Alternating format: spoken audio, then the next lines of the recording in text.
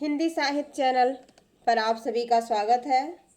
आज मैं लेकर के आई हूँ आरोह भाग 2 से तुलसीदास द्वारा रचित ये कविता, जिसका नाम है कवितावली और इसको लिया गया है उत्तरकांड से।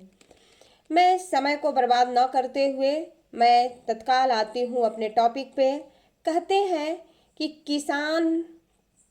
किसवी किसान कुल बनिक भिखारी भाट, चाकर चपल नट चोर चार चेट की, पेट को पढ़त गुन गढ़त चढ़त गिरे, अटत गहन अन गन अहन अखेट की, ऊंचे नीचे करम धर्म अधर्म करी, पेट ही को पचत बेचत बेटा बेट की, तुलसी बुझाई एक राम घन श्याम हीते, आग बड़ी बागिते बड़ी है आग पेट की। सबसे पहले तो मैं आप लोगों को कुछ शब्दों के अर्थ में बता दूं। किस भी शब्द का अर्थ होता है धंधा करना। किसान शब्द का अर्थ किसान से है। बनिया यानी कि व्यापारी, बनिया। भिखारी यानी कि भीख मांगने वाला। भाट शब्द का अर्थ है पुराने समय में राजाओं के दरबार में ऐसे भाट हुआ करते थे जिनको तत्काल काव्य करने की क्षमता होती थी। किसी भी काम को वो काव्य के रूप में प्रस्तुत करते थे, उन्हें भाट की संज्ञा दी गई है। चाकर, नौकर चाकर। चपल यानी कि चंचल।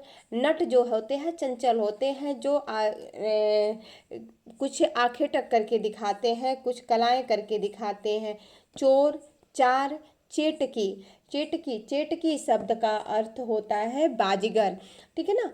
चार, चार मतलब होता है गुप्तचर।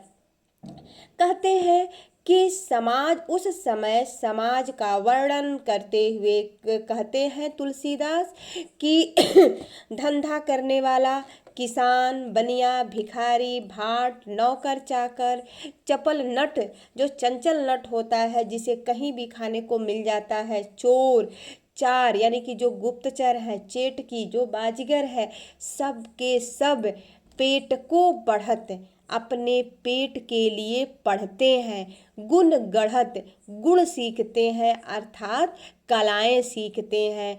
कभी कहते हैं कि ये सभी जो लोग हैं यानी कि अपने पेट के खातिर गुण गढ़त यानी कि कलाओं को सीखते हैं, पेट को पढ़त पेट के खातिर पढ़ते हैं, चढ़त गिरी पर्वतों पर चढ़ते हैं, अटत गहन गन यानी कि गहन सघन जो जंगल है उसमें वो घूमते हैं, अहन अखेट की दिन भर, अखेट की यानी कि शिकार के लिए। जो शिकारी होता है वो क्या करता है, शिकार के लिए गहन जंगलों में घूमता है, पर्वतों पर चढ़ते हैं, अनेक प्रकार की कलाएं सीखते हैं। किसके खातिर, क्यों पढ़ते हैं, क्यों ये गुण और कलाएं सीखते हैं, पेट के खातिर।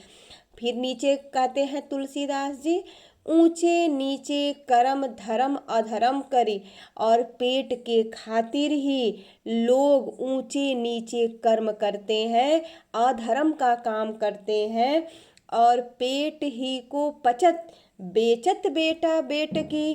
कहते हैं तुलसीदास यह पेट के खातिर लोग ऐसे ऐसे काम कर देते हैं, अर्थात हर एक व्यक्ति का सबसे प्रिय उसका संतान होता है, लेकिन यहाँ पर कहते हैं कवि कि लोग अपने पेट के खातिर या पेट रूपी जो आग है उसके खातिर बेटा और बेटी को भी वो बेच दे रहे हैं। क्यों बेच रहे हैं, अपने पेट की आग को बुझाने के लिए। तुलसीदास बुझाई एक राम घन श्याम ही ते, आग बड़ बागते का मतलब होता है समुद्र रूपी आग। कहाँ लगी है, जो पेट में लगी है। कबीर कहते हैं कि यह जो पेट में लगी हुई समुद्र रूपी आग है, उस आग को तुलसीदास जी कहते हैं कि यह राम जी हैं जो इसे को क्या कर सकते हैं, इस पेट में लगी हुई आग को बुझा सकते हैं। ठीक है, सारांश हम 2 लाइन में इसका समझ लेते हैं। इसे पैराग्राफ में कवि जो है ये बताने की कोशिश करते हैं कि हर व्यक्ति वह क्या करता है, गुण सीखता है, कलाएं सीखता है, पढ़ता है। क्यों? क्योंकि वह अपना जीवन यापन कर सके। और उस समय की स्थिति इतना खराब है कि लोगों को कोई भी काम नहीं मिल रहा है और पेट जो है, पेट की भूख नहीं मानती है, सबसे मजबूर है वह व्यक्ति और उसके लिए कोई भी निम्न स्तर का काम करने के लिए वो तैयार हो जाता है, जिसमें यहाँ पर कहते हैं कि बेटा बेटी को भी वो बेचने को तैयार है। ठीक है, अब मैं आगे बढ़ती हूँ। दूसरे कवितावली में तुलसीदास जी कहते हैं, खेती न किसान को, भिखारी को न भीख बली, बनिज को न बनिज, न चाकर को चाकरी। कबीर कहते हैं कबीर कि खेती न किसान को, किसान के पास खेती नहीं है, अर्थात खेती में अन्न नहीं उपज रहा है। भिखारी को भीख नहीं मिल रहा है। बनिक को न बनिज, यानी कि जो बनिया है उसका व्यापार नहीं, उसका धंधा नहीं चल रहा है। न चाकर को चाकरी, और ना ही जो नौकर है उसको नौकरी मिल रही है। अर्थात उस समय की सामाजिक आर्थिक व्यवस्था इतनी खराब हो चुकी है कि न किसान की खेती हो रही है, न भिखारी को भीख मिल रही है। ठीक है, कहते हैं, जीविका विहीन लोग सिद्धमान सोच बस। और जीविका विहीन जो लोग हैं उनके पास अपना जीवन यापन करने के लिए कोई साधन नहीं रह गया है। और ये कहते हैं कि सिद्धमान, यानी कि लोग दुखी हैं। जीविका विहीन क्यों लोग दुखी हैं? क्योंकि उनके पास जीविका के साधन नहीं है, इसलिए लोग सिद्धमान यानी कि दुखी हैं। सोच बस, सोच में हैं। और लोग सोच में होकर क्या करते हैं, एक कहे एक एकंसो, और एक एकंसो अर्थात एक दूसरे से कह रहे हैं। क्या कह रहे हैं? कहाँ जाएं, क्या करें, कि हम कहाँ जाएं और क्या करें। बेदहु पुराण कही लोकहु बिलोकियत, बिलोकियत कहते हैं कि वेदों पुराणों में ऐसा कहा गया है और ऐसा बिलोकियत मतलब देखा गया है कि साकरे सबे पे, जब सभी लोगों पर संकट पड़ता है तब क्या होता है, तब राम राम रे कृपा करी। हे राम, आप राम रे मतलब होता आप क्या करते हैं, आपने उन लोगों पर कृपा किया है। किस पर? जिन लोगों पर दुख पड़ता है, जिनका समय सांकरे सबे पर, जब लोगों पर संकट पड़ता है तब आप जो है क्या करते हैं, उनको संकट से उबारते हैं। दारिद्र दशानन दबाई दुनि दीन बंधु, कहते हैं कि हे दीन बंधु, इस समय दरिद्रता रूपी, दारिद्र दशानन दरिद्रता रूपी रावण जो है वह सभी समूचे संसार को क्या कर लिया है, अपने गरीबी से क्या कर लिया है, ग्रस्त कर दिया है। अर्थात सभी लोग जो हैं गरीबी से पीड़ित हैं। आप तो पापों का नाश करने वाले हो, हे प्रभु, चारों तरफ हाय हाय मची हुई है, आप ही आओ और हम सभी को उबारो। ये कौन कह रहा है? तुलसी हाहा करे। कहते हैं तुलसीदास जी कि चारों तरफ हाहाकार मचा हुआ है, हे प्रभु आओ और इस दरिद्रता रूपी रावण से हम सभी को बचा लो।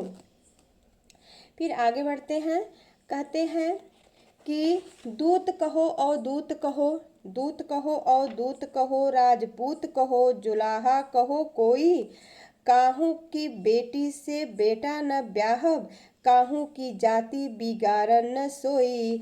तुलसी सर नाम गुलाम है राम को, जाके रुचे सो कहे कछु जोई। मांगे के खैबो मसीत के सोइबो, लेबो को एको न देबो को दो।